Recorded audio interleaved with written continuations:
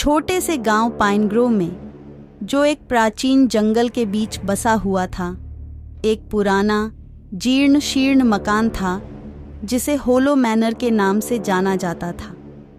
पीढ़ियों से गांव के लोग इससे दूर रहते थे, फुसफुसाते हुए कहते थे कि इसके गलियारों में एक शापित आत्मा भटकती है। एक शाम एक युवती जिसका नाम अन्ना था, जिज्ञासा और खुद को साबित करने की इच्छा से प्रेरित होकर मैनर को खोजने का निर्णय करती है।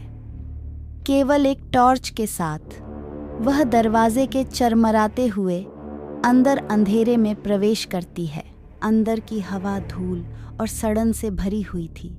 जैसे ही वह गहराई में जाती है, उसे एक ठंडी ठंडक महसूस होती है और कदमों की गूंजती हुई हल्की फुसफुसाहट सुनाई देती है। दीवारों पर एक सख्त दिखने वाले परिवार के धुंधले चित्र लगे थे, जिनकी आंखें ऐसा लगता था कि वे उसे देख रही हैं। अन्ना ने भव्य सीढ़ियों को छुआ और जैसे ही उसने पहला कदम रखा, उसे एक बच्चे की हंसी सुनाई दी, जो इस सुनसान घर में अजीब लग रही थी।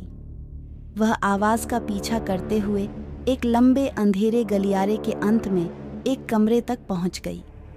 दरवाजा खोलते हुए उसने एक पुराना फटा हुआ नर्सरी पाया। कमरे के केंद्र में एक झूलने वाली कुर्सी थी, जो धीरे धीरे हिल रही थी, हालांकि वहां कोई नहीं था।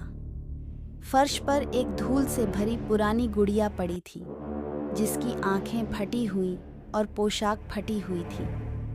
अचानक दरवाज़ा उसके पीछे जोर से बंद हो गया और कमरा अंधेरे में डूब गया। तापमान गिर गया और अन्ना ने एक उपस्थिति महसूस की, कुछ दुष्ट और ठंडा।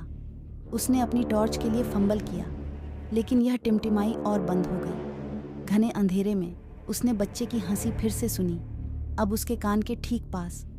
उसने मुड़कर देखा और एक क्षण के लिए उसने एक छोटी लड़की की भूतिया आकृति देखी, जिसकी आंखें खाली और दुख से भरी हुई थीं। मेरे साथ खेलो, भूतिया बच्चे ने फुसफुसाया।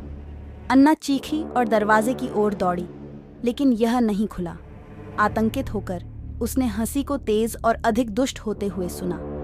उसने ठंडी उंगलियों को अपनी गर्दन पर महसूस किया और उसकी सांसें रुकने लगीं।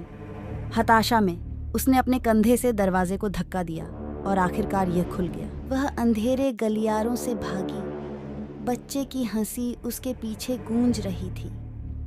सामने का दरवाजा फाड़ते हुए वह तब तक नहीं रुकी जब तक कि वह होलो मैनर से बहुत दूर नहीं हो गई। गांव की सुरक्षा में वापस अन्ना ने अपनी कहानी सुनाई।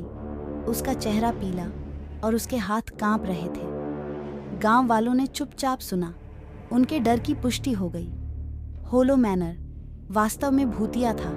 इसका काला रहस्य हमेशा इसकी दीवारों में बंधा हुआ था, एक ऐसी जगह जहां जीवित और मृत खतरनाक रूप से करीब थे।